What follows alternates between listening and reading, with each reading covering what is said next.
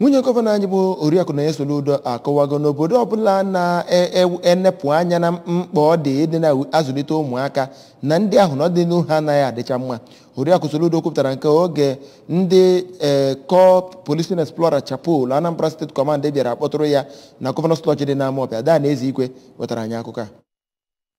Chapel bụ otu gọọmenti na-enweghị nke isiokwu ha bụ ịhụ na ewebilatara ajọ ihe nke dị na ụlọ akwụkwọ ogugo sekọndịrị dị na steeti a. Ya bụ otu bụ nke ewubere n'afọ 2013 bụ nke ha na gọọmenti steeti a nakwa ministri na-akwụ maka agụmakwụkwọ nakwa ụlọọrụ Post Primary School Service Commission bụ ndị na-ejikọ aka inyocha okwu ndị nyegara ịṅụ ọgwụ ike, iso n'otu nzuzo, ịgha akwụkwọ, igbu ojoro na ule akwụkwọ, abịaghị akwụkwọ n'oge nakwa ihe ndị ọzọ nke a na-ahụgasị n'ụlọ akwụkwọ ogugo sekọndịrị. Ka ọ na-agwa ndị ahụ okwu, Oriakụ Soludo kwuru na ndị nne na nna ga na-elebarịrị ụmụ ha anya ma ghọtakwa na ịzụlite ụmụaka bụ nke kwesịrị ị na-elebara anya nke ọma. Nwunye gọvanọ a bụ onye kwara arịrị na etu ụmụ akwụkwọ ndị nọ na sekọndịrị si ebugharị ọgwụ ike n'oge ugbu a kọwara na obodo anyị nọ ugbu a